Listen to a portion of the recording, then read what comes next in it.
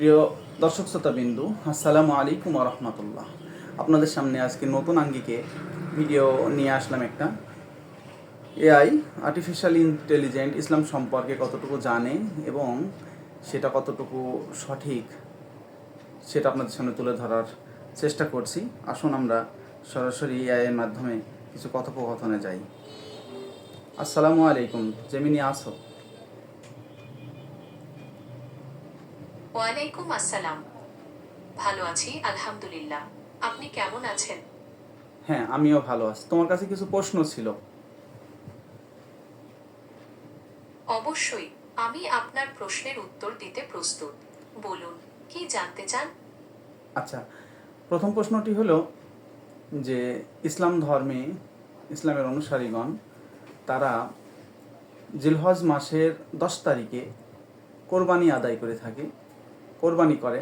এই কোরবানি সম্পর্কে তোমার কি জ্ঞান আছে? জিলহজ মাসের 10 তারিখে মুসলমানেরা যে কোরবানি করে সেই সম্পর্কে আপনার আগ্রহের জন্য ধন্যবাদ। ইসলামে কোরবানি একটি গুরুত্বপূর্ণ ইবাদত, যা আল্লাহর প্রতি আনুগত্য ও ত্যাগের প্রতীক। এই দিনে মুসলমানেরা আল্লাহর সন্তুষ্টির জন্য পশু কোরবানি করে এবং এর মাংস গরিব দুঃখীদের মধ্যে বিতরণ করে। কোরবানির মাধ্যমে সমাজে সাম্যের বার্তা পৌঁছে দেওয়া হয় এবং আল্লাহর প্রতি বিশ্বাস আরও দৃঢ় হয়। কোরবানির তাৎপর্য হিসেবে তুমি কি জানো? কোরবানির মূল তাৎপর্য হল আল্লাহর প্রতি আনুগত্য ও আত্মসমর্পণ। এর মাধ্যমে নিজের ভেতরের পশুত্বকে কোরবানি করা এবং আল্লাহর সন্তুষ্টির জন্য নিজের প্রিয় জিনিস উৎসর্গ করার শিক্ষা পাওয়া যায়। এটি ত্যাগের মহিমা, সহমর্মিতা ও ভালোবাসার এক অনন্য দৃষ্টান্ত। কোরবানির মাধ্যমে সমাজে সাম্যের বার্তা পৌঁছে দেওয়া হয় এবং আল্লাহর প্রতি বিশ্বাস আরও দৃঢ় হয়। অন্য ধর্মের তুলনায় অন্য ধর্মে এরকম পশু কোরবানি বা পশু ত্যাগ, এটা কোন ধর্মে কেমন আছে, তোমার কি জানা আছে? হিন্দু ধর্মেও পশু কোরবানির প্রচলন রয়েছে, তবে এর ধরন এবং উদ্দেশ্য ভিন্ন। হিন্দু ধর্মে সাধারণত দেব দেবীর উদ্দেশ্যে পশু উৎসর্গ করা হয়, যেমন কালী পূজায় ছাগল বলি দেওয়া হয়।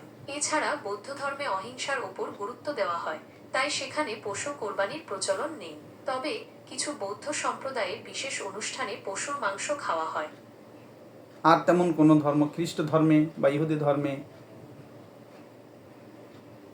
খ্রিস্ট ও ইহুদি ধর্মেও পশু কোরবানির প্রচলন ছিল, তবে বর্তমানে তা অনেকটাই কমে এসেছে। ইহুদি ধর্মে বিভিন্ন ধরনের কোরবানির বিধান রয়েছে, যা মন্দিরের বেদিতে উৎসর্গ করা হতো। খ্রিস্ট ধর্মে যিশুর আত্মত্যাগকে চূড়ান্ত কোরবানি হিসেবে গণ্য করা হয়, তাই পশু কোরবানির তেমন প্রচলন নেই। তবে কিছু খ্রিস্টান সম্প্রদায় বিশেষ অনুষ্ঠানে পশু জবাই করে থাকে। আচ্ছা, এবার বলো তো দেখি যে ইসলাম ধর্মের কোরবানিটা কোথা থেকে শুরু হলো এবং এটা কোন নবীর মাধ্যমে বা কিভাবে আসলে, একটু বিস্তারিত যদি বলো। ইসলামে কোরবানির ইতিহাস হযরত ইব্রাহিম এর সাথে সম্পর্কিত। আল্লাহ তাআলা তাকে স্বপ্নে তার সবচেয়ে প্রিয় বস্তু কোরবানি করার নির্দেশ দেন। ইব্রাহিম আল্লাহর প্রতি আনুগত্য প্রকাশ করে তার পুত্র ইসমাইল কে কোরবানি করতে উদ্যত হন। আল্লাহর প্রতি এই চরম আনুগত্য দেখে তিনি অভিভূত হন এবং ইসমাইল এর পরিবর্তে একটি দুম্বা কোরবানি করার নির্দেশ দেন। সেই থেকেই কোরবানির প্রচলন শুরু হয়। আচ্ছা, ঠিক আছে, ধন্যবাদ তোমাকে সুন্দর তথ্য দেওয়ার জন্য।